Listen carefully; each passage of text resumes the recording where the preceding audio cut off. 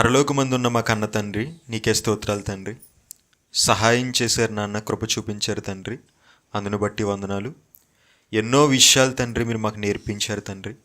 ఈరోజు కూడా తండ్రి కొన్ని విషయాలు మేము నేర్చుకొనబోతుండగా చెప్పబోయే నాకు సమయోచితమైన జ్ఞానాన్ని వినేవారికి అర్థమయ్యే రీతిలో చెప్పుటకు మీ ఆత్మ సహాయాన్ని తోడుగా దయచేయమని మా రక్షకుడు మీ ప్రియకుమారుడని యేసుక్రీస్తు వారి నామూలి ప్రార్థన అడుగుతున్నాను తండ్రి, ఆమెన్.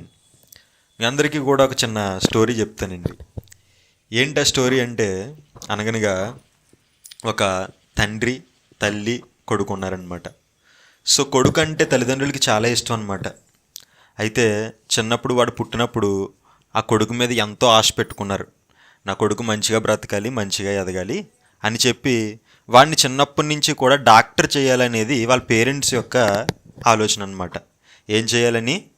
డాక్టర్. ఇందులో ఎవరికన్నా ఉందేంటి అలా డాక్టర్ చేయాలని? పిల్లల్ని ఉంటుందిలే. సో డాక్టర్ చేయాలని అలా ఆశ. అయితే కుర్రోడేమో పెద్ద ఎదిగాడు. ఎదిగిన తర్వాత వాడేమంటున్నాడంటే నేను క్రికెట్ ప్లేయర్ అవుతాను అని చెప్పి అన్నాడు అనమాట. సో దానికోసం చాలా ఫైట్ చేశాడు, చాలా గొడవ పడ్డాడు. ఆఖరికి సర్లే ట్రై చేయని చెప్పి పంపించారు. పంపించిన తర్వాత మనోడు ఒక లెవెల్ వరకు వెళ్ళాడు. కానీ ఆ తర్వాత మరి పాలిటిక్స్ ఉంటాయి కదా, క్రికెట్ అంటే పాలిటిక్స్ అంటే క్రికెట్, బోల్ డబ్బు కట్టాలి, ఒక 50 లక్షలు 60 లక్షలు కట్టమనేసరికి అప్పుడుతో ఆగిపోయాడు అనమాట. అంటే చివరికి మళ్ళీ అక్కడికి వచ్చాడంటే మళ్ళీ నేను డాక్టర్ అవుతాను అని చెప్పి మళ్ళీ చదువుకోవడం ప్రారంభించాడనమాట. అంటే చూడండి, ప్రతి ఒక్కరికి కూడా మన మీద ఒక ప్రణాళిక ఉంటుందండి. మన మీద ఒక ప్రణాళిక ఉంటుంది, కానీ దేవుడికంటూ ఒక ప్రణాళిక ఉంటుంది. ఫర్ ఎగ్జాంపుల్ ఇక్కడ కొడుక్కి వాడికంటూ ఒక ప్రణాళిక ఉంది. అదేవిధంగా తల్లిదండ్రులకు కూడా ఏముంది? ఒక ప్రణాళిక ఉంది. సో ఆ ప్రణాళిక అలాగే మన జీవితం పట్ల కూడా మనకు ఒక ప్రణాళిక ఉంటుంది, కానీ దేవుడికి ఒక ప్రణాళిక ఉంటుంది. ఒక భక్తుడు ఉన్నాడు. ఆ భక్తుడు ఎవరంటే ఐగుప్తులో పుట్టాడు. ఐగుప్తులో ఒక రాణి చేతిలో పెరిగాడు. రాణి చేతిలో పెరిగినటువంటి ఆ వ్యక్తి ఒక దేశానికి వెళ్ళిపోయాడు. ఆ దేశంలో కొన్ని సంవత్సరాలు ఉన్నాడు, పెళ్లి చేసుకున్నాడు, గొర్రెలు మేపుకున్నాడు. ఎవరైనా? వెరీ గుడ్, దేవునికి స్తోత్రం. మీరందరూ గొప్ప జ్ఞానం కలిగిన వాళ్ళు. దేవుడు మిమ్మల్ని అందరినీ దీవించిన గాక. నిజంగా చాలా వండర్ఫుల్ అండి. మోషే గారు గురించి ఈరోజు నేను చెప్పాలనుకుంటున్నాను. మోషేకు కూడా తన జీవితం పట్ల ఒక ప్రణాళిక ఉంటే దేవుడికి మరొక ప్రణాళిక ఉంది. ఏంటి ఆ ప్రణాళిక అనేది ఈరోజు మీరు తెలుసుకుంటే నిజంగా ఈరోజు వాక్యం మీ కుటుంబాలకు ఆశీర్వాదకరంగా మారబోతుంది. నిజంగా చాలా బాగుంటుంది అనమాట. నిజంగా మోషే గారి జీవితంలో జరిగిన సంఘటన, ఆయన చిన్నప్పుడే, ఆయన పుట్టిన వెంటనే, మీకు తెలుసు, పుట్టిన వెంటనే ఒక రాజు ఒక ఆజ్ఞ ఇస్తాడు. ఏంటి ఆజ్ఞ? మగపిల్లలందరినీ చంపేమని. అప్పుడు ఆ తల్లి ఏం చేస్తుంది? తెగించి ఆ బిడ్డను పెంచుకుంటుంది.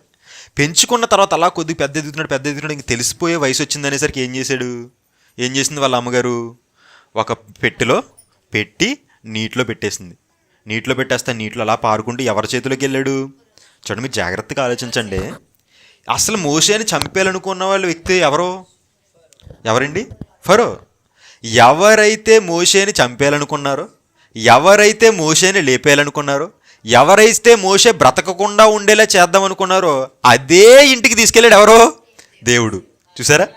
అదే ఇంటికి తీసుకెళ్ళి అక్కడే అతన్ని పెంచి సకల విద్యల్లోని కూడా ఏం చేశాడు? దేవుడు ప్రావీణ్యుని చేశాడు. చేసిన తర్వాత మళ్ళీ ఒక చిన్న ఇన్సిడెంట్ జరుగుతుంది. జరిగిన తర్వాత మళ్ళీ మోషే ఎక్కడికి వెళ్ళిపోతాడు? మిద్యాను దేశానికి వెళ్ళిపోతాడు. వాళ్ళ మామయ్య దగ్గరికి వెళ్ళిపోయి అక్కడ ఉంటాడు. అక్కడ ఉండి పెళ్లి చేసుకుంటాడు. పెళ్లి చేసుకున్న తర్వాత ఆఖరికి ఒక రోజు గొర్రెలు మేపుకుంటాడు. ఇప్పుడు మీరు బాగా గమనించినట్లయితే ఇప్పుడు వరకు నేను చెప్పాను కదా ఈ స్టోరీ అంతా ఎన్ని సంవత్సరాల కాలం అంటే 40 సంవత్సరాల కాలంకి అక్కడికి వెళ్ళిపోయాడండి. అక్కడికి మిద్యానికి. అక్కడ ఇప్పుడు ఎన్ని సంవత్సరాలు ఉన్నాడంటే ఇంకో 40 సంవత్సరాలు ఉన్నాడండి. అంటే ఎన్ని సంవత్సరాల చరిత్ర ఇప్పటి వరకు నేను చెప్పింది? ఏంటి బ్రదరు, 80 సంవత్సరాల చరిత్ర 8 నిమిషాల్లో చెప్పేశావా? అంతేనండి. అంటే మీకు తెలుసు కాబట్టి నేను కొద్దిగా ముందుకు తీసుకెళ్ళాను. అర్థమైందా? సో ఇప్పటికి 80 సంవత్సరాలు అయిందండి. చూడండి, 80 సంవత్సరాల కంటే మనం ఎలా ఉంటారో ఆలోచించండి. 80 సంవత్సరాల కంటే ఎలా ఉంటారు? బాబయ్యా, అప్పటికే వాయిస్ అంతా అరిగిపోతూ ఉంటుంది, మోగాల చెప్పులు అరిగిపోతుంటాయి. అంత బలహీనటువంటి సమయంలో ఉంటారు. మోషే కూడా 80 సంవత్సరాలు. 80 సంవత్సరాల వయసు మీరు గమనించండి. 80 సంవత్సరాలు అయిపోయేసరికి మోషే ఎందుకు పుట్టాడనే విషయమే మోషే మర్చిపోయాడండి. బాగుంది, గొర్రెలు మేపుకుంటున్నాను, బిజినెస్ చేసుకుంటున్నాను, డబ్బులు వస్తున్నాయి, మంచిగా బాగుంది, నాకు భార్య ఉంది, పిల్లలు ఉన్నారు, హ్యాపీగా ఉంది లైఫ్ అనుకున్నాడు. అంతా బాగుంది అనుకున్నాడు. అప్పుడే దేవుడు ఎదురయ్యాడండి. ఎదురయ్య ఏం చెప్పాడు? నాయనా, నేను నిన్ను పుట్టించింది గొర్రెలు మేపుకోవడానికి కాదు. దేనికోసం కాదు? గొర్రెలు మేపుకోవడానికి కాదు. నీకంటూ ఒక ప్రణాళిక ఉంది. నీ గురించి నువ్వు వేసుకున్న ప్రణాళిక ఒకటే, కానీ నేను వేసుకున్న ప్రణాళిక మరొకటే. నీవు గురించి నువ్వు వేసుకున్న ప్రణాళిక ఏంటి? గొర్రెలు మేపుకోవడం. కానీ నేను నీ గురించి వేసుకున్న ప్రణాళిక ఏంటో తెలుసా?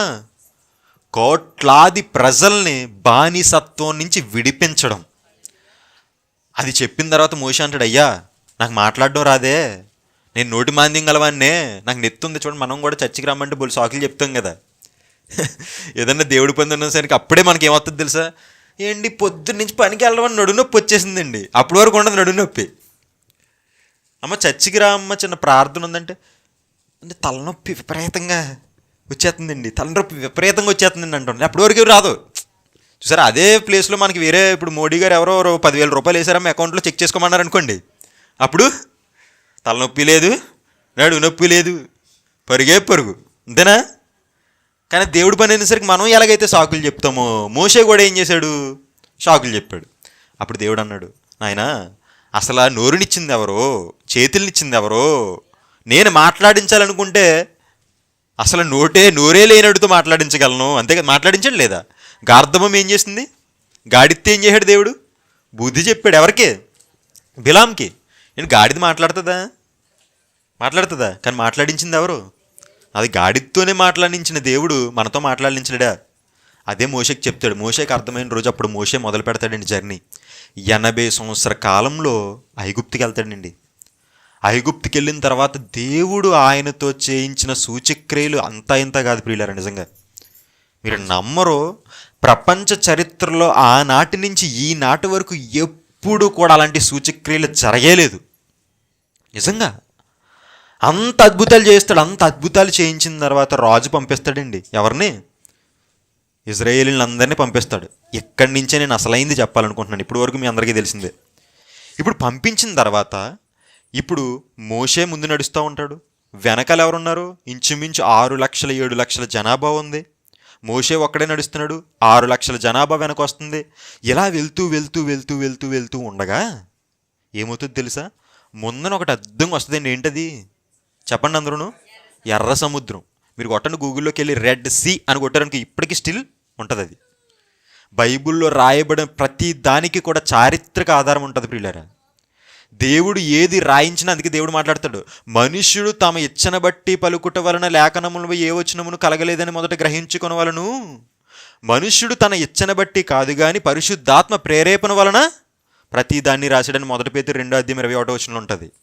2 పేతురు 1:21 చదవండి. 2 పేతురు 1:21.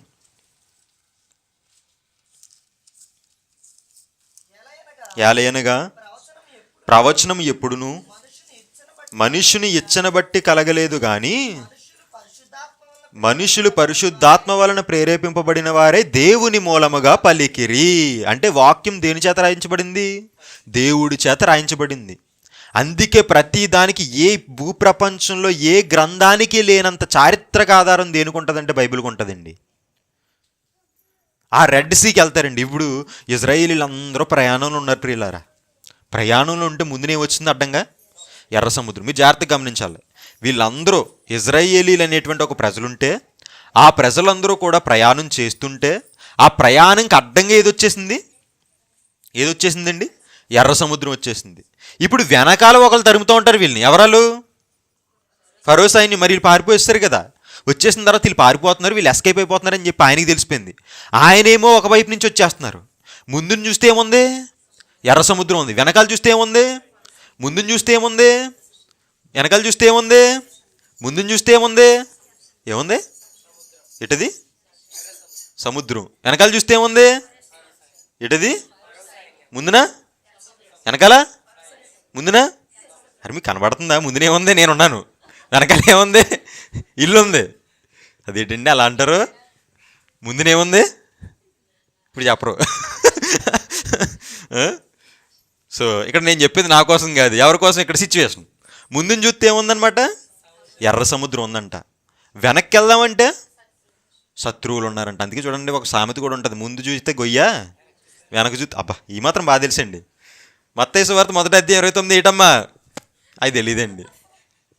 ఏంటి ముందు చూస్తేటి చెప్పరు, ఇప్పుడు మళ్ళీని ఇప్పుడు మళ్ళీ చెప్పరు. ముందు చూస్తే వెనక చూస్తే అన్నట్టమాట. ఇక్కడ కూడా ఏమైందంటే సిచ్యువేషను, ముందుకు వెళ్దాం అనుకుంటే ఎర్ర సముద్రం అడ్డం వచ్చేసింది, వెనక్కి వెళ్దాం అనుకుంటే ఫరో సైన్యం వెనకాల వచ్చేస్తుందండి. ఏం తెలియని పరిస్థితి. ఎంతమంది ఉన్నారు? 6 లక్షల మంది ఉన్నారండి. మీకు బాగా అర్థం కావడానికి మీ పాస్టర్ గారు మిమ్మల్ని అందరినీ పిక్నిక్ తీసుకెళ్లారు అనుకోండి. పిక్నిక్ తీసుకెళ్ళిన తర్వాత మీ మధ్యాహ్నం భోజనం అనేది ఒక రెస్టారెంట్ దగ్గర తిందాం అనుకున్నారు. మంచిగా ప్లాన్ చేశారు. ఆ ముందు రోజు రెస్టారెంట్ వాడికి ఫోన్ చేశారు, బిర్యానీ ఉంది మంచిగా రెడీ చేస్తాం, మీరు పొద్దున్న వచ్చండి అన్నాడు. నమ్మకం పెట్టుకొని మీరు వెళ్ళిపోయారు, మొత్తం ఆడేసారు, అలసిపోయిన తర్వాత ఆటోమేటిక్గా ఏమేస్తుంది? ఆకలేస్తుంది. సర్లే మొత్తం సంఘం అంతా ఆకలి ఉంది, ఏదోటి చేద్దాం అని చెప్పి మరి 5 రొట్టెలు 2 చేపలను 5,000 మంది పంచిపెట్టడానికి మనం యేసుప్రభుకి కాదు కదా, తప్పదు, హోటల్కి వెళ్ళాల్సిందే. సర్లే వెళ్దాం కదా అని చెప్పి ఫోన్ చేస్తే ఎత్తట్లేదు. ఎత్తకపోయేసరికి సర్లే ఏదో బిజీగా ఉంటాడని చెప్పి ఆటో మీద మిమ్మల్ని అందరిని ఎక్కించుకొని రెస్టారెంట్కి తీసుకెళ్లారు. తీసుకెళ్తే అక్కడ 200 రూపాయలు తాళం వేసి రెస్టారెంట్ మొత్తం క్లోజ్ చేసి ఉంది. ఇప్పుడు పరిస్థితి ఎలా ఉంటుంది చెప్పండి? ముందు రోజే మిమ్మల్ని అడిగాము భోజనాలు ఉన్నాయా అని, మీరేం చెప్పారు? రెస్టారెంట్ అన్నారు, అది అన్నారు, ఇది అన్నారు. ఎక్కడ చూస్తే ఏమీ లేదు, మా కడుపులు మాడిపోతున్నాయి, ఏటి మా పరిస్థితి అని అడుగుతాం కదా. మీరు అడగర్లేండి, మంచోళ్ళు కాబట్టి అడుగుతారు కదా జనరల్గా. ఏటి ఏం మాట్లాడట్లేదు, అడిగే రకాలు ఎట్టి కౌందేసి కాదు కదా, అడగరు, మీరు మంచోళ్ళు. సో అలా అడగరా? అటుపక్క అలా ఆకలితో ఎడుతుంటే ఇటుపక్క ఏం చేయలేని పరిస్థితి ఉంటుంది చూసారా? అదే పరిస్థితి అండి మోషేది. ముందలు చూస్తే చావు కనబడుతుంది, వెనక చూస్తే చావు కనబడుతుంది, ముందు చూస్తే చావు కనబడుతుంది, వెనక చూస్తే చావు కనబడుతుంది. ఏం తెలియని పరిస్థితిలో మోషే ఉండిపోయాడండి. అలాంటి పరిస్థితిలో ఒక ముసలాడు అంటాడు, వచ్చి చూడండి అక్కడ ఉంటుంది నిర్గమాకాండము 14వ అధ్యాయము 11వ వచనం చదవండి. అంతటి వారు మోషేతో, ఐగుప్తులో సమాధులు లేవని ఈ అరణ్యములో చచ్చుటకు మమ్మను. అబ్బా చూసారా ఏమంటున్నారు? ఏటయ్యా మోషే, ఐగుప్తులోనే మా పని బాగుండేది కదయ్యా బాబు, అక్కడ సమాధులు లేవని ఇక్కడ వరకు తీసుకొచ్చి మమ్మల్ని చంపాలా? నువ్వు మమ్మల్ని వదిలేసి ఉంటే ఐగుప్తులోనే మేము చచ్చిపోయేవాళ్ళం కదా, అక్కడే మమ్మల్ని సమాధి చేసి ఉండేవారు కదా, ఇక్కడ వరకు తీసుకొచ్చి ఈ సముద్రం మధ్యలో మేము చచ్చిపోవాలి, ఈ కుక్క చావు మేము చావాలని చెప్పి మోషేని అంటున్నారు. ఎవరిని? మోషే అంటే ఎవరండి? స్వయాన దేవుని చేత ఎన్నుకోబడిన దైవ సేవకుడు. ఎన్నో అద్భుతాలు కళ్ళతో చూసారు వాళ్ళు, ఎన్నో అద్భుతాలు. తన చెయ్యి వెత్తితే నీళ్లు రక్తంగా మారింది, తన చెయ్యి మళ్ళీ పెడితే రక్తం నీళ్లుగా మారింది. ఎన్నో సూచక్రియలు తను చేస్తుంటే దగ్గరుండి చూసిన సమాజం ఈరోజు మళ్ళీ మోషేని ఏమంటున్నారు? మాకు సమాధులు లేవానా ఇక్కడ వరకు తీసుకొచ్చావు, మేము అక్కడ చచ్చిపోతాం కదయ్యా, నువ్వేం నాయకుడు అయ్యా, నువ్వేం దేవుడు సేవకుడు అయ్యా అని చెప్పి మోషేని గలగల్లాడించేసారండి. ఒకలా ఇద్దరండి, ఎంతమంది? లక్షల మంది. 100 మందిని కంట్రోల్ చేయాలంటే ఎంత కష్టం అండి? 200 మంది పిల్లల్ని పెట్టామనుకోండి, అక్కడ నించుంటారు ఇటు మీరు. ఆ రోజు క్రిస్మస్ జరిగినప్పుడు పిల్లలు సైలెంట్గా ఉండగలిగారా? అవ్వదు, ఎంత కష్టపడినా అవ్వదు. అలాంటిది ఒక 500 మంది పిల్లలు ఉంటే, మరి ఇప్పుడు 6 లక్షల మంది జనాభా ఉన్నారంటే వాళ్ళ పిల్లలు ఎంతమంది ఉండుంటారో ఆలోచించండి, జనరల్గా ఆలోచించండి. అంతమందికి ఎవరున్నారు? ఒక్కడే నాయకుడు. నిజంగా వాళ్ళందరూ ఒక్కొక్కరు వచ్చి ఒక్కో మాట అంటున్నా కానీ ఈయన వింటున్నాడా లేదా? వాళ్ళు ఒకడంటాడు. ఈరోజు చూడండి, ఒక 100 మందిని మనం కాపాడాలంటే, 100 మందిని నడిపించాలంటే దేవునిలో తట్టుకోలేము. ఒకళ్ళు బాగుందంటారు, ఇంకోటి వచ్చి ఒక మాట అంటాడు, ఏంటి బాధలేంటి, నొప్పులేంటి అనిపిస్తుంటుంది మనకి. ఎందుకురా బాబు అనిపిస్తుంటుంది. అలాంటిది 6 లక్షల మంది జనాభాను నడిపిస్తుంటే మోషేని ఎంతమంది ఎన్ని మాటలని ఉంటారు చెప్పండి మీరు. ఈరోజు మన తప్పు లేకుండా మనల్ని ఎవరన్నా ఏదన్నా మాట అంటే ఒప్పుకుంటామా? నువ్వెవడరా నన్ను అనడానికి అంటామా? నా తప్పు లేకుండా నన్ను ఒకరు మాట అంటే మనం భరించలేం కదా. అందులో మోషే దైవ సేవకుడు అయినటువంటి మోషేని ఎంతమంది ఎన్ని మాట్లాడినారు పిల్లలు. కానీ ఎక్కడన్నా మోషే కోపం అన్నట్టు కనిపించారా? చూడండి, మోషే ఐగుప్తులో బ్రతికి ఉన్నప్పుడు చిన్న తప్పు చేస్తేనే ఒకరిని కొట్టి ఏం చేశాడు? చంపేశాడు. చిన్న తప్పు చేస్తే కోపంతో కొట్టి చంపేసే అంత బలం ఉందా? ఉంది. అంత కోపమా? ఏదన్నా చిన్న తప్పు చేస్తే చంపేసే అంత కోపమా? అవును. ఈరోజు చూడండి, మనం కోపం వస్తే తిడతాము, కొడతాం, చంపేద్దాం ఏంటి ఎవరినైనా చెప్పండి. అంత కోపం ఉంటుంది మనకి. మరి మోషేకి ఎలాంటి కోపం? తిట్టే కోపం కాదు, డైరెక్ట్ చంపేయడమే. అంత కోపం ఉన్నటువంటి వ్యక్తి ఈరోజు ఎంత లక్షల మంది వచ్చి ఆయన ఇన్ని మాటలంటున్నా ఎలా ఉండిపోతున్నాడు ఏంటండి బాబు? మీకు అర్థమైందా? అంత కోపంతో చిన్న మాట అంటేనే కొట్టి చంపేసినటువంటి మోషే ఈరోజు వందలాది మంది, వేలాది మంది, లక్షలాది మంది ఎన్నో మాటలు అంటున్నా చూస్తూ ఊరుకుంటాడంటే కారణం ఏంటో తెలుసా? యేసు ప్రభు అనే దేవుని నమ్ముకుంటే క్రూర మృగమైన సాధు జీవి అయిపోతుంది అనడానికి ఉదాహరణ మోషే అండి. దేవునికి స్తోత్రం. అంతే. యేసు ప్రభు మహానుభావుడు, ఆయన మహానుభావుడు అయినటువంటి ఆయన్ని తెలుసుకున్న ప్రతి ఒక్కరు క్రూరుడైనా సరే సాధు జీవి అయిపోతాడండి. అరే ఒకప్పుడు నిన్ను చూస్తే భయమేసేదరా మాకు, కానీ ఇప్పుడు నీతో కలిసి కూర్చుంటున్నావు, నీతో కలిసి తిరుగుతున్నావు. చూసారా, చాలామంది ఉన్నారండి యేసు ప్రభుని నమ్ముకున్న తర్వాత వాళ్ళ క్రూరమైన బిహేవియర్ నుంచి పక్కకు వస్తారు. అదే మనకు మోషేలో కనబడుతుంది. మోషేకి అందుకే దేవుడు ఏం పేరెట్టాడు తెలుసా? భూమి మీద ఉన్న వారందరిలో చెప్పాలి మిక్కిలి సాత్వికుడు. ఏటంట మిక్కిలి సాత్వికుడు ఎందుకు వచ్చింది ఇప్పుడు మీకు అర్థమై ఉంటుంది. 6 లక్షల మందిని నడిపిస్తుంటే ఒక్కొక్కడొచ్చి ఒక్కొక్క మాట, ఒక్కొక్కడొచ్చి ఒక్కొక్క మాట, ఒక్కొక్కడొచ్చి ఒక్కొక్క మాటని బుర్ర తినేస్తున్నప్పటికీ, ఎంతో కోపం రప్పిస్తున్నప్పటికీ కూల్. అది మోషే ఫార్ములా, కూల్. జనరల్గా బయట మిస్టర్ కూల్ అని ఒక ఆయన పేరు ఉంటుందండి. ఎవరైనా బాగా తెలుసు మీకు. కానీ ఆయనకంటే కూల్ ఇది. ఆయన కూల్ అయితే ఇది ఐసు. ఇక అర్థమైందా? ఎంత ప్రెజరు నిజంగా. 6 లక్షల మందిని నడిపించడం అంటే ఎంత ప్రెజర్ అండి. ఏంటి, చిన్న కాలేజీని రన్ చేస్తున్న ప్రిన్సిపల్లే బీపీ తట్టుకోలేకపోతుంది. ప్రిన్సిపల్ సార్లో, ప్రిన్సిపల్ మేడంలో లేదంటే చూడండి మీకు తెలుస్తుంది, తట్టుకోలేరు బీపీ. ఎంతమంది ఉంటారు అందులో? ఒక మహా అయితే ఒక 300 మంది, 400 మంది. ఏంటి 300 మంది, 400 మందికి నీకు అంత బీపీ వచ్చేస్తే, లక్షలాది ప్రజలు వచ్చి ఎన్ని పోట్లు పొడిచినా, ఎంత హింస పెట్టినా కూల్గా ఉన్నాడంటే ఆయన ఎంత సాత్వికుడో మీరు ఆలోచించుకోండి. అందుకే దేవుడు ఊరికనే పెట్టాడు ఎవరికి పేర్లు. భూమి మీద ఉన్న వారందరిలో మిక్కిలి సాత్వికుడు అయ్యా నువ్వు. చూసారా, వండర్ఫుల్ కదా నిజంగా. ఈరోజు మన జీవితంలో మనం గమనించుకుందామా? మనకు కూడా ఎవరైనా ఏదన్నా అంటే చిన్నదనగానే వెంటనే కోపం వచ్చేస్తుందా? ఎవరైనా చిన్న మాట అనగానే ఏదైనా కోపం వచ్చేస్తుందా? సర్లే నీ తప్పు లేదు, నువ్వు తప్పు చేయలేదు, అయినప్పటికీ ఎవరైనా ఏదైనా అంటే నువ్వు తట్టుకోలేనటువంటి పరిస్థితిలో ఉన్నావా? ఆలోచించు. పాస్టర్ గారండి నాకు అంతా బాగానే ఉంటుంది కానీ ఉత్తిన కోపం వచ్చేస్తుంటుందండి. కొంతమందికి ముక్కు మీద కోపం అంట. అదేటో ముక్కు మీద అంటే ఇక్కడ ఉంటుంది అనమాట, ఇలా వచ్చేదండి. అర్థమైందా? ముక్కు మీద కోపం ఒకరికి, నోటి మీద కోపం ఒకటి, నాలుగు మీద కోపం ఒకటే. ఏంటండి కోపాలు? ఆలోచించండి. నిజంగా మనకు ఉన్నటువంటి ప్రాబ్లమ్స్ ఒక ప్రాబ్లమ్సా? మోషే గారి సిచ్యువేషన్ చూడండి. ముందు చూస్తే ఎర్ర సముద్రం, వెనక చూస్తే ఫరో సైన్యం. అంత కష్ట జీవితం మనకి ఎప్పుడైనా వచ్చిందా? అంత శ్రమ మనకి ఎప్పుడైనా వచ్చిందా? అయినప్పటికీ కూడా ఎవరైనా చిన్న మాట అనేసరికి మనకి ఎందుకు కోపం వచ్చేస్తుంది? మనకి ఎందుకు తట్టుకోలేనంత విధంగా వచ్చేస్తుంది? దేవుడు చెప్పాడు కదా, సాత్వికులు ధన్యులు వారు భూమి మీద ఉన్నటువంటి భూమి మీద అంతటిని కూడా స్వతంత్రించుకుంటారని చెప్పి ఉంటుంది. సాత్వికులు ధన్యులు వారు భూలోకమును స్వతంత్రించుకుందరు. భూలోకాన్ని స్వతంత్రించుకుంటారంట. నిజంగా దేవుడు అంత ధన్యత ఇచ్చాడు కదండి సాత్వికులకి. ఈరోజు మనలో ఎందుకు ఉండట్లేదు సాత్వికం? ఆలోచించండి. మనలో ఎందుకు సాత్వికం?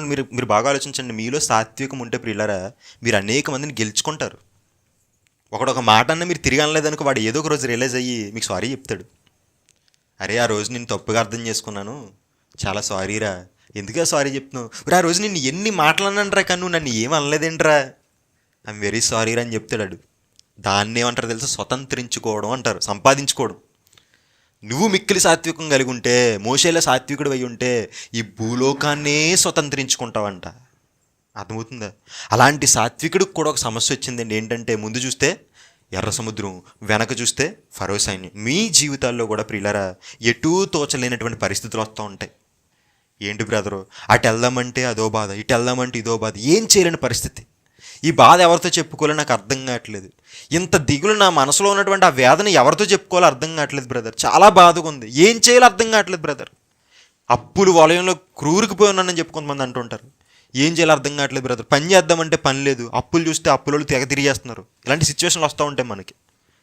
దేవుళ్ళు మనం బ్రతుకుతున్నప్పుడు, దేవుళ్ళు మనం ఎదుగుతున్నప్పుడు ఏం చేయలేని పరిస్థితి. ఇటు తిరుగుదామంటే ఆధారం చేయడానికి మనకు ఆధారంగా ఉండేవాళ్ళు ఎవరో ఉండరు, అటు వెళ్దామంటే అటు ఆధారంగా ఉండేవాళ్ళు ఎవరు ఉండరు. ఎటు చూసినా మనల్ని పొడిచేవారే తప్ప, ఎటు చూసినా మనల్ని తిట్టేవారే తప్ప, ఎటు చూసినా మనల్ని అసహించుకునేవారే తప్ప మనల్ని ప్రేమించేవారు ఉండరు, మనకు సహాయం చేసేవాళ్ళు ఉండరు. ఏం చేయలేని పరిస్థితుల్లో మనం ఉండిపోతాం. చాలామంది తల్లిళ్ళు ఆ పరిస్థితుల్లో ఒంటరిగా వెళ్ళిపోయి తలుపులో గది వేసుకొని మోకాళ్ళతో కన్నీరు విడిచిన తల్లిళ్ళు ఎంతోమంది ఉన్నారండి. నిజంగా ఎంతోమంది ఉన్నారు. ఎటు తోచలేని పరిస్థితి అండి. ఏం చేస్తాం? అయ్యా నీ పనే కదయ్యా మేము చేస్తున్నాం, నీకోసమే కదయ్యా మేము బ్రతుకుతున్నాం, ఎందుకయ్యా ఈ కష్టం వచ్చిందని చెప్పి దేవుడిని అడిగే వాళ్ళు కూడా చాలామంది ఉన్నారు. నిజంగా అలాంటి వాళ్ళందరికీ ఈరోజు దేవుడు గొప్ప సమాధానాన్ని ఇవ్వబోతున్నాడండి. అలాంటి వాళ్ళందరికీ కూడా ఈరోజు గొప్ప ఆశీర్వాదాన్ని దేవుడు ఇవ్వబోతున్నాడు. ఏంటో చూడండి మీరు జాగ్రత్తగా.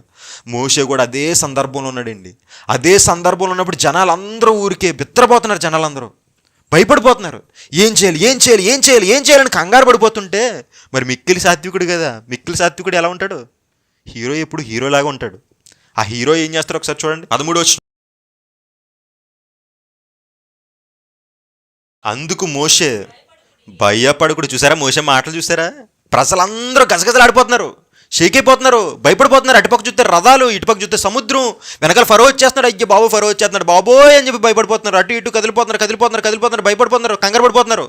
మన జీవితంలో కూడా మనం కూడా అంతే కంగారు పడిపోతాం, ఏదైపోతాం. అలాంటి సమయంలో మోషే ఏమన్నాడు చూసారా? ఏమన్నాడు చదవండి. అందుకు మోషే భయపడుకుడి. What a wonderful dialogue. భయపడుకుడి, యెహోవా మీకు నేడు కలగజేయు రక్షణను మీరు ఓరకన నిలుచుండి చూడుడి. ఈరోజు నా దేవాతి దేవుడు చేసే అద్భుతాన్ని మీ కళ్ళతో ఓరకన నిలుచుండి చూడండి అయ్యా.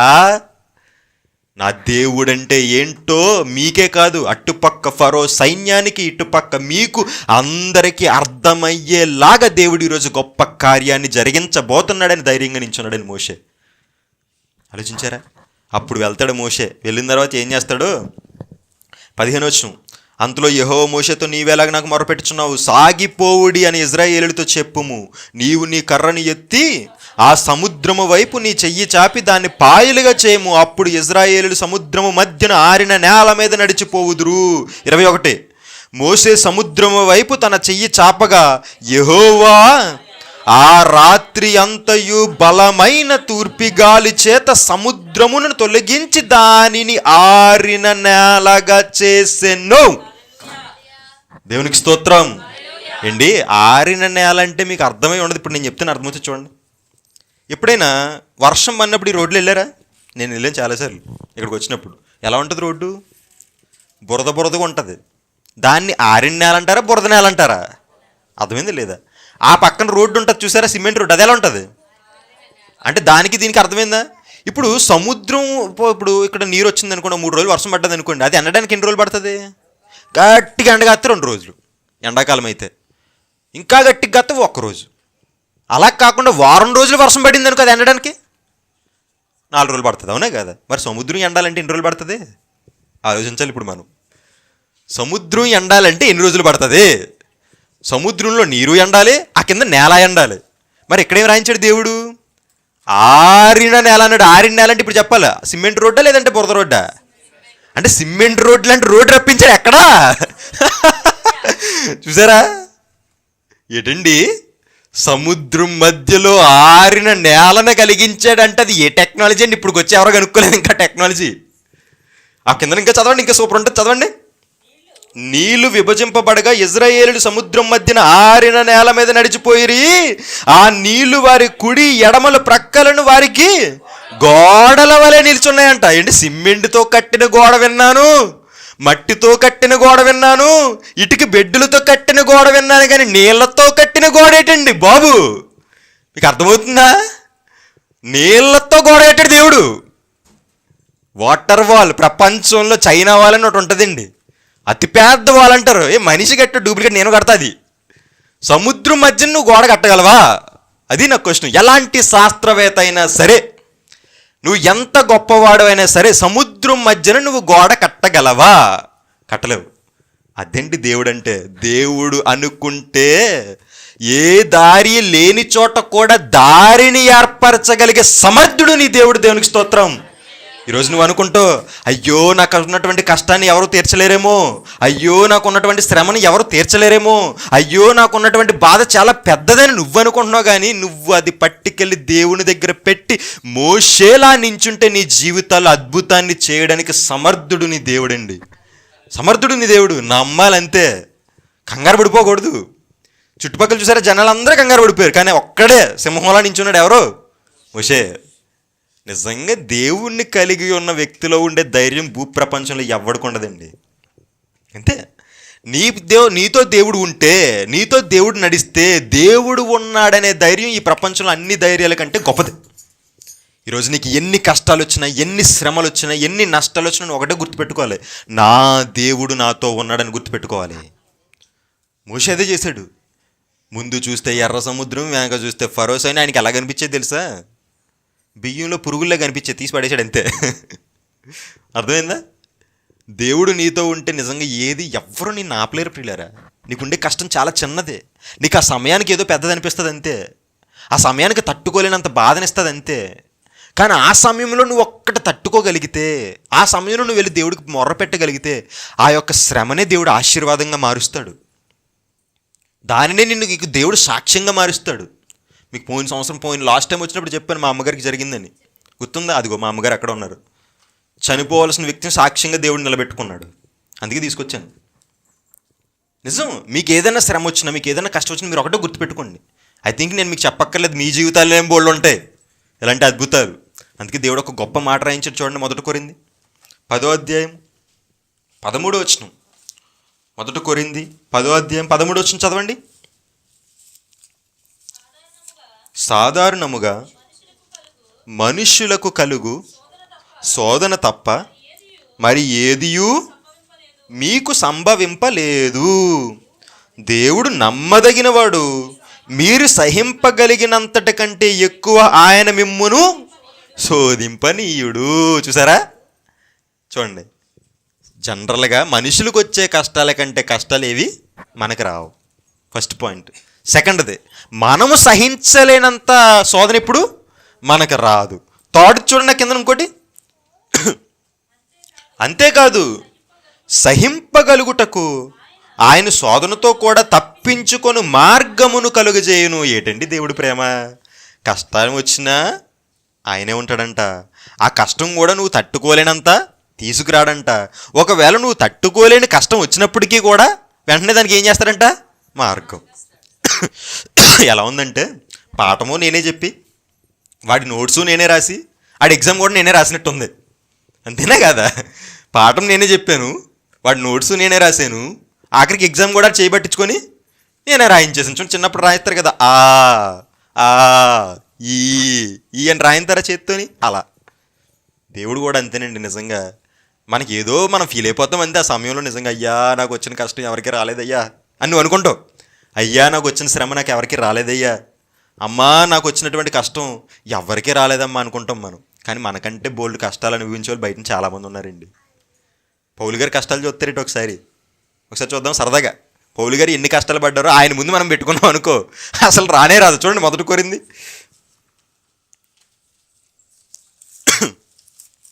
ఐ థింక్ 2 కొరింథీ అనుకుంటా, 11వ అధ్యాయము 23వ వచనం.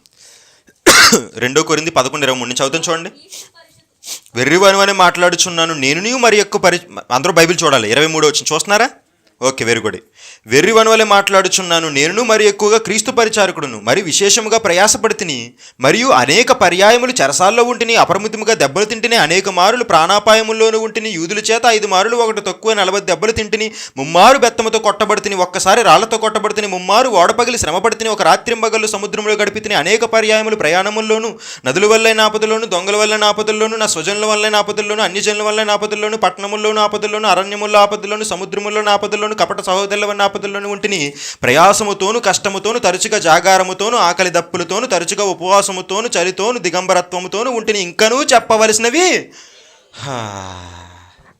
చదివి నాకు కలిపోతుంది. ఏటయ్యి మనకి ఎలా కనబడుతుంది అంటే, పచ్చిమిరపకాయలు 50 రూపాయలు, మిరపకాయలు 50 రూపాయలు, ఉల్లిపాయలు కేజీ, టమాటాలు కేజీ అన్నట్టు వినబడుతుంది. ఇటు కొమ్మదీసి ఉల్లిపాయలు టమాటాలు కాదండి. ఏటయ్యి పౌలు గారు తన జీవితంలో అనుభవించినటువంటి శ్రమలు కష్టాలు. ఇప్పుడు చెప్పండి, మనకు వచ్చినటువంటి కష్టం పెద్దదా, పౌలు గారి జీవితంలో వచ్చిన కష్టం పెద్దదా? మనకు వచ్చినటువంటి శ్రమ పెద్దదా, పౌలు గారికి వచ్చినటువంటి శ్రమ పెద్దదా? ఆయన ముందు మనం పెట్టుకుంటే ఆయన ఒక పెద్ద కొండ అయితే అందులో ఇసుక రేణువు మనం, తినే కదా. సరే, నువ్వు అంటే చాలా ఇష్టం. నిజంగా చెప్పాలంటే పౌలు గారిని ఎక్కువ కష్టపెట్టాడు దేవుడు, ఇంకా నేను చాలా తక్కువగా కష్టపెట్టాడు. నువ్వు ఆ కష్టానికి ఇబ్బంది పడిపోతున్నావేమో నేను చెప్తున్నాను, నువ్వు ఏం ఇబ్బంది పడాల్సిన అవసరం లేదు. అలాంటి కష్టాల్లోనే గొప్పగా ఆదరణ ఇచ్చాడు దేవుడు. ఎవరికి? పౌలు గారికి. నీకెవడా? ఆయన అన్ని కష్టాలైనా ఎందుకు అనుభవించేశాడో తెలుసా? ఆ కష్టాన్ని అనుభవించిన తర్వాత దేవుడిచ్చే ఆశీర్వాదం ఉంటుంది చూసారా, దానికోసమండి.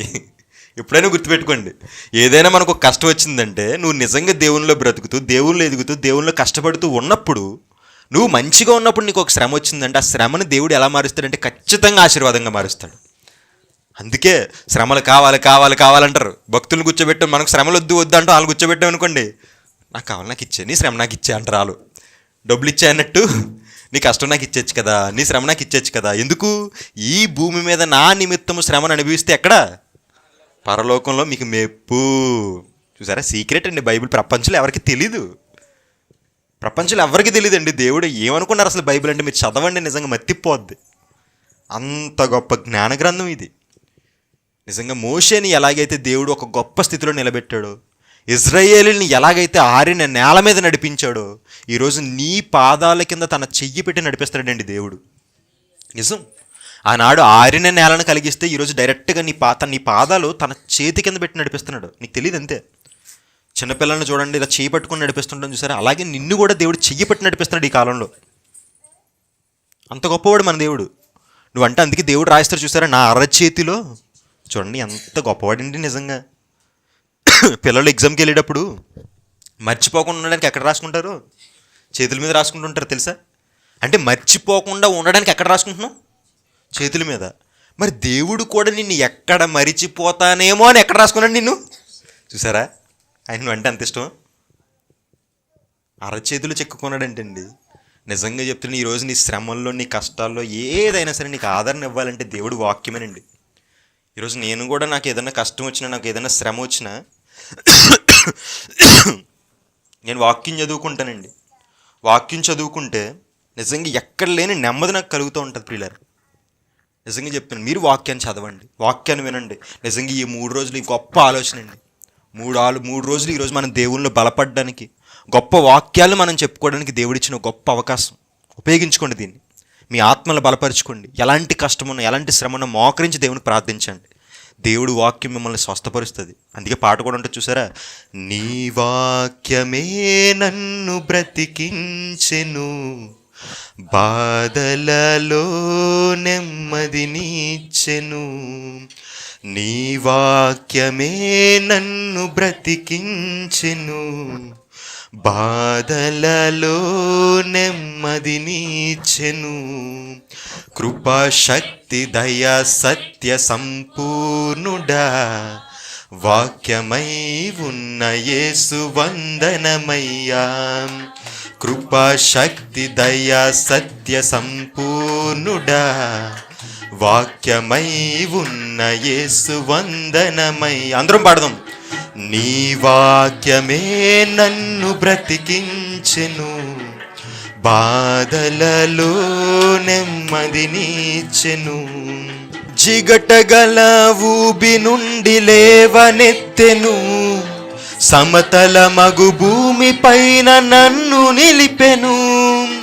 జిగటగల ఊబి నుండి లేవనెత్తెను, సమతల మగు భూమి పైన నన్ను నిలిపెను. నా పాదములకు దీపమాయను, నా పాదములకు దీపమాయను.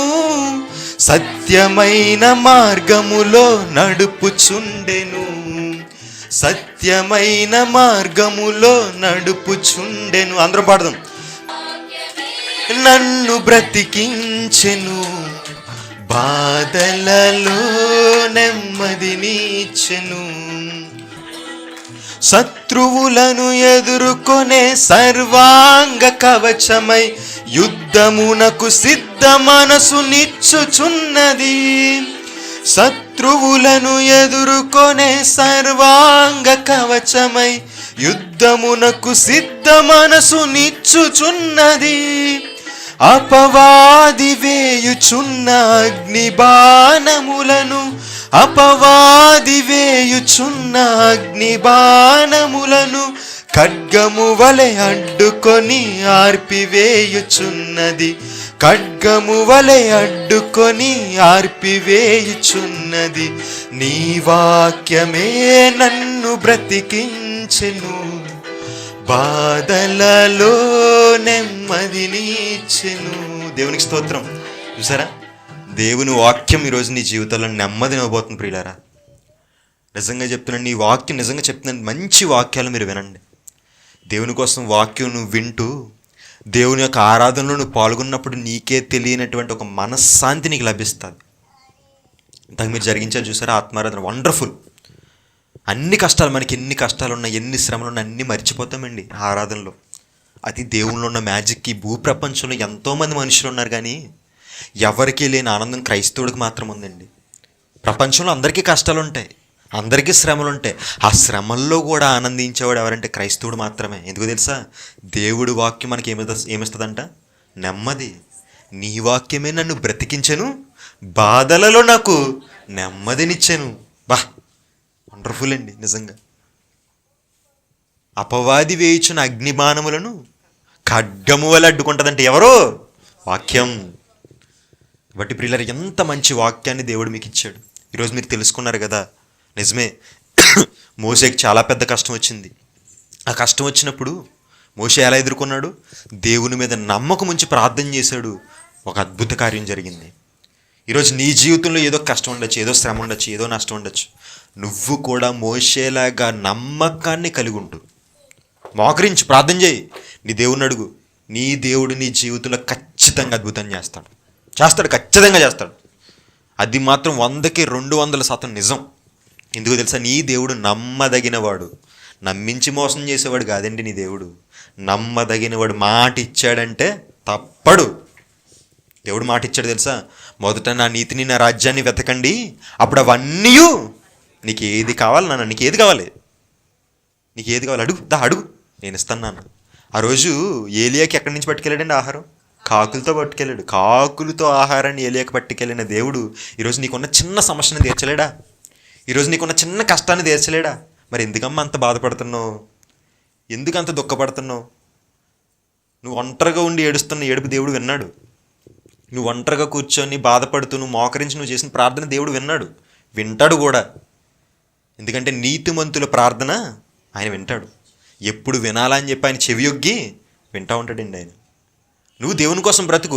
ఒక్కటేనండి మీకు ఫార్ములా. దేవుని కోసం నువ్వు బ్రతుకుతే, దేవుని కోసం నువ్వు ఎదిగితే ఖచ్చితంగా నువ్వు అనుకున్న దానికంటే ఎక్కువ ఇస్తాడు. అనుకున్నదేంటి? అర్థమైందా? ఈరోజు ఈ సంఘాన్ని కూడా దేవుడు ఒక అద్భుతంగా నిలబెట్టబోతున్నాడు. ఆ రోజు ఇజ్రాయేలు ప్రజల మధ్య ఎలాగైతే అద్భుతాన్ని జరిగించాడో మన సంఘంలో కూడా దేవుడు గొప్ప అద్భుతాన్ని జరిగిస్తాడండి. మీరు రండి, అనేక మందిని నడిపించండి. రామ్మా, మంచి వాక్యాన్ని వినమ్మా, రండి విను, ఒక వాక్యం విను అని చెప్పి వినిపించండి. ఆమె జీవితంలో మీకే తెలియకుండా మీరు మేలు చేసిన వాళ్ళు అయిపోతారు.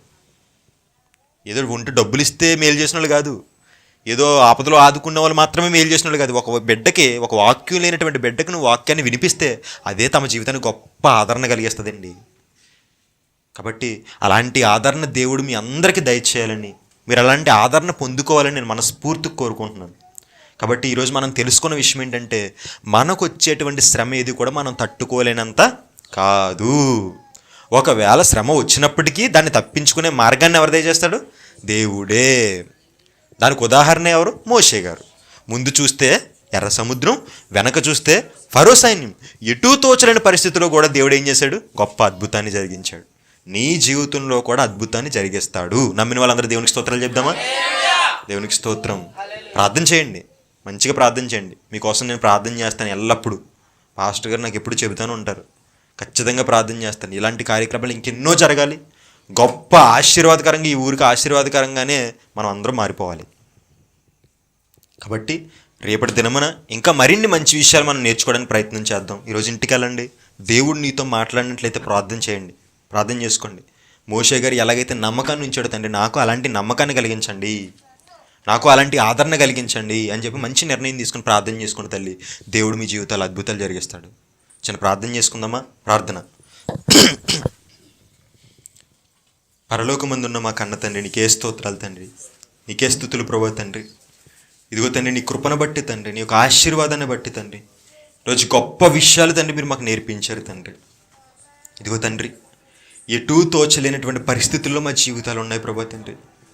తండ్రి, ఏ బిడ్డ తండ్రి ఎంత కష్టంలో ఉందో నాకైతే తెలియదు తండ్రి, కానీ ఎందుకో తండ్రి ఈరోజు కొన్ని ఆదరణ మాటలు మీరు నా ద్వారా పలికించారు తండ్రి.